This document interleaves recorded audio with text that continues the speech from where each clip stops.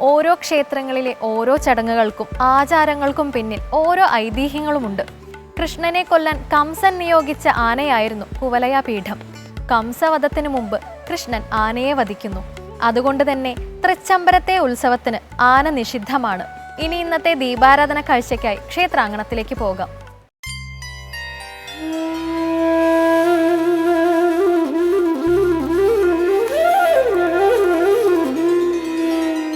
കൃഷ്ണ ഹരേ, ഇത് തൃച്ചംബരം ശ്രീകൃഷ്ണ ക്ഷേത്രം. കൃഷ്ണ ഹരേ ജയ കൃഷ്ണ ഹരേ, കൃഷ്ണ ഹരേ. ധർമ്മരക്ഷകനായ ശ്രീകൃഷ്ണ ഭഗവാനെ പ്രതിഷ്ഠിച്ച് ആരാധിക്കുന്ന ചിരപുരാതനവും പരിപാവനവുമായ ഒരു ക്ഷേത്ര സങ്കേതമത്രേ തൃച്ചംബരം ശ്രീകൃഷ്ണ ക്ഷേത്രം. കണ്ണൂർ ജില്ലയിലെ തളിപ്പറമ്പ് ദേശത്താണ് തൃച്ചംബരം ശ്രീകൃഷ്ണ ക്ഷേത്രം സ്ഥിതി ചെയ്യുന്നത്. കണ്ണൂർ തളിപ്പറമ്പ് റൂട്ടിൽ തളിപ്പറമ്പ് ടൗണിന് മുൻപായുള്ള തൃച്ചംബരം ജംഗ്ഷനിൽ നിന്നും ഏതാണ്ട് 1.5 കിലോമീറ്റർ കിഴക്കായി സഞ്ചരിച്ചാൽ തൃച്ചംബരം ശ്രീകൃഷ്ണ ക്ഷേത്രത്തിൽ എത്തിച്ചേരാവുന്നതാണ്. വളരെയധികം ഐതിഹ്യങ്ങളും ചരിത്രവും ഉറങ്ങിക്കിടക്കുന്ന ഒരു ക്ഷേത്രമാണ് തൃച്ചംബരം ശ്രീകൃഷ്ണ ക്ഷേത്രം. പരശുരാമൻ പ്രതിഷ്ഠ നടത്തിയതെന്ന് വിശ്വസിക്കപ്പെടുന്ന ഈ ക്ഷേത്രത്തിന്റെ പ്രതിഷ്ഠയുമായി ബന്ധപ്പെട്ട് ധാരാളം കഥകൾ പറഞ്ഞു കേൾക്കുന്നു. തൃച്ചംബരം ക്ഷേത്രം സ്ഥിതി ചെയ്യുന്ന ഈ പ്രദേശം മുൻപൊരു ഉത്കൃഷ്ട വനപ്രദേശമായിരുന്നു. ശംബരവനം എന്നറിയപ്പെട്ടിരുന്ന ഇവിടെ ശംബരൻ എന്ന അതിദിവ്യനായ ഒരു മഹർഷി ഏറെക്കാലം തപസ് ചെയ്ത് വസിച്ചിരുന്നു. അങ്ങനെയിരിക്കെ ഒരിക്കൽ പരശുരാമൻ താൻ പ്രതിഷ്ഠ നിർവഹിച്ച ക്ഷേത്രങ്ങൾ സന്ദർശിച്ചു വരവേ ശംബരവനത്തിൽ സ്ഥാപിച്ച ദുർഗാക്ഷേത്രത്തിലും എത്തുകയുണ്ടായി. ആ സമയത്ത് ജലദുർഗയെ സേവിച്ചിരുന്ന ശംബരമുനിയെ കണ്ട് പരശുരാമൻ താങ്കൾ ഇവിടെ താമസിക്കുന്നതിന്റെ ഉദ്ദേശം എന്തെന്ന് ആരാഞ്ഞു. അപ്പോൾ മുനിശ്രേഷ്ഠൻ പണ്ട് ദ്വാപരയുഗത്തിൽ ദേവകി വസുദേവന്മാർക്ക് ശ്രീകൃഷ്ണൻ വരം കൊടുത്തതനുസരിച്ച് ഭഗവാൻ തന്റെ സ്വാഭാവിക രൂപം ധരിച്ച് ബലഭദ്രനോടുകൂടി ഈ വനത്തിൽ വന്ന് ബാലലീലകൾ അനുഷ്ഠിക്കുവാനുള്ള കാലം സമീപിച്ചിരിക്കുന്നുവെന്നും ആ നർത്തനം കാണാനായി ബ്രഹ്മജ്ഞാനികളെല്ലാം എത്തിച്ചേർന്നുകൊണ്ടിരിക്കുന്നതായും പരശുരാമനെ അറിയിച്ചു.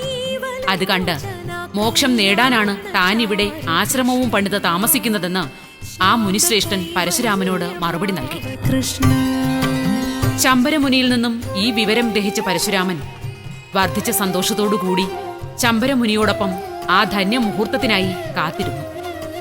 രാമകൃഷ്ണന്മാരുടെ ആഗമനം പ്രതീക്ഷിച്ച് അപ്പോഴേക്കും വസുദേവരും ദേവകിയും രോഹിണിയും യശോദയും നന്ദഗോപരും ശംബരവനത്തിൽ എത്തിച്ചേർന്നു. മഹാവിഷ്ണു സന്യാസി വേഷത്തിലും ബ്രഹ്മാവ് ബ്രാഹ്മണ രൂപത്തിലും അവിടെ എഴുന്നള്ളി. ഒടുവിൽ ആ ദിവ്യമുഹൂർത്തം എത്തുകയുണ്ടായി.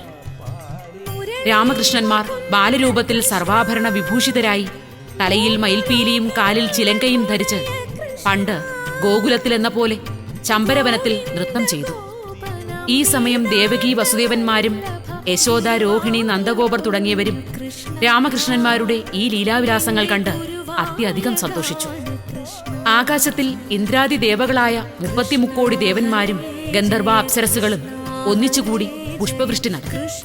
ഈ സമയം ഇതെല്ലാം കണ്ടുകൊണ്ടിരുന്ന പരശുരാമൻ രാമകൃഷ്ണന്മാരെ സാഷ്ടാംഗം നമസ്കരിച്ച് വർഷം തോറും കുംഭമാസം 14 ദിവസം ഇവിടെ ബാലന്മാരായി ലീലാവിലാസങ്ങൾ കാണിച്ച് മോക്ഷത്തെ പ്രദാനം ചെയ്യണമെന്ന് അപേക്ഷിച്ചു. പരശുരാമന്റെ അപേക്ഷ കേട്ട രാമകൃഷ്ണന്മാർ അങ്ങനെയാകട്ടെ എന്ന് അനുഗ്രഹിച്ച് അന്തർധാനം ചെയ്തു. അനന്തരം പരശുരാമൻ ഉത്കൃഷ്ട വസ്തുക്കൾ കൊണ്ട് ക്ഷേത്ര നിർമ്മാണം പൂർത്തിയാക്കി. കംസവധം കഴിഞ്ഞെത്തിയ രൂപത്തിലുള്ള ശ്രീകൃഷ്ണ ഭഗവാനെ പ്രതിഷ്ഠിച്ച് 64 ഗ്രാമങ്ങളിൽ നിന്നും ബ്രാഹ്മണരെ കൊണ്ടുവന്ന് താമസിപ്പിക്കുകയും ചെയ്തു. ക്ഷേത്രം തന്ത്രിയായി കാമ്പ്രത്തില്ലക്കാരെയും ക്ഷേത്രകാര്യങ്ങൾ നടത്തുവാൻ വിഷ്ണുരൂപിയായ സ്വാമിയാരെയും ക്ഷേത്ര സംരക്ഷണത്തിന് ഒരു പരദേശി ബ്രാഹ്മണനെയും പരശുരാമൻ നിയോഗിച്ചു. അടുത്ത ഉത്സവം ആരംഭിക്കുന്ന കുംഭമാസം വന്നപ്പോൾ നാരദ മഹർഷി തൃച്ചംബരത്തെത്തി പരശുരാമന് ശ്രീകൃഷ്ണന്റെയും ബലരാമന്റെയും 2 വിഗ്രഹങ്ങൾ നൽകുകയുണ്ടായി. പ്രസ്തുത വിഗ്രഹങ്ങൾ 2 ബ്രാഹ്മണർ ശിരസിലേറ്റി നൃത്തം ചെയ്യേണ്ടതാണെന്നും അവരെ നന്ദഗോപരായും വസുദേവരായും കണക്കാക്കി ആദരിക്കണമെന്നും നാരദർ പരശുരാമനെ അറിയിച്ചു. 2 ബിംബങ്ങളും ക്ഷേത്രത്തിലെ മൂലബിംബത്തിനു മുന്നിൽ വച്ച് പൂജിച്ച പരശുരാമൻ ഓരോ വർഷവും കൃഷ്ണന്റെ വിഗ്രഹം ശിരസിൽ വഹിച്ച് നൃത്തം ചെയ്യാൻ വിഷ്ണുമംഗലത്തു നിന്നും പാക്കം നമ്പൂതിരിയെയും ബലരാമബിംബം ശിരസിൽ വഹിച്ച് നൃത്തം ചെയ്യാൻ മറ്റൊരു ബ്രാഹ്മണനെയും ചുമതലപ്പെടുത്തി. പണ്ട് രാമകൃഷ്ണന്മാർ നടത്തിയതുപോലെ ബാലക്രീഡോത്സവം കൊണ്ടാടണമെന്നും നിർദ്ദേശിച്ചു. ഈ നിർദ്ദേശം അനുസരിച്ചാണ് ഇന്നും തൃച്ചംബരം ശ്രീകൃഷ്ണ ക്ഷേത്രത്തിൽ ഉത്സവം നടത്തിവരുന്നത്.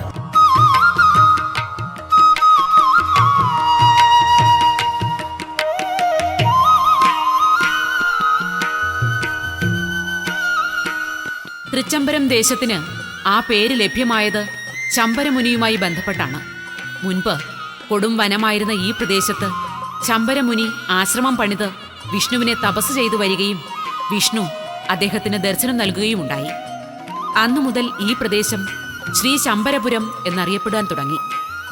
കാലക്രമത്തിൽ അത് തിരുശമ്പരമെന്നും തൃച്ചംബരമെന്നും പ്രസിദ്ധിയാർജിച്ചു. കിഴക്കോട്ട് ദർശനമായിരുന്നാണ് തൃച്ചംബരത്ത് ശ്രീകൃഷ്ണ ഭഗവാൻ ഭക്തജനങ്ങൾക്ക് അനുഗ്രഹാശിസുകൾ ചൊരിയുന്നത്. കംസവധാനന്തരമുള്ള ശ്രീകൃഷ്ണ സങ്കല്പമാണിവിടെ. കുവലയപീഠമെന്ന യജവീരനെ കൊന്ന് കൊമ്പ് ഊരിയെടുത്ത് കംസ ചാണൂര മല്ലന്മാരെയും വകവരുത്തി ആനക്കൊമ്പും കയ്യിൽ പിടിച്ച് ഒരു ധീരോദാത്ത നായകന് ഉണ്ടാകാനിടയുള്ള പൗരുഷത്തോടും രാജകീയ ഭാവത്തോടും കൂടിയ നിലയിലാണ് ഇവിടുത്തെ ശ്രീകൃഷ്ണ ഭഗവാൻ.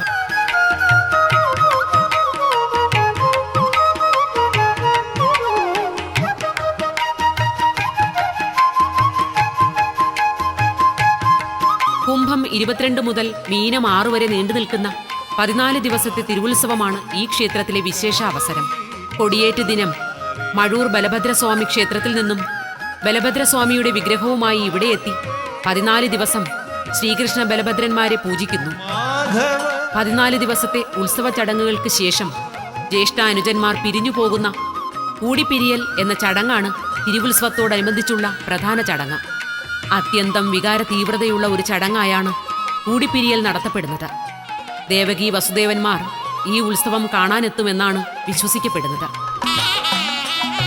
തൃച്ചംബരം ക്ഷേത്രോത്സവത്തോടനുബന്ധിച്ച് നടത്തപ്പെടുന്ന മറ്റൊരു ചടങ്ങത്രേ അന്യായം ബോധിപ്പിക്കൽ.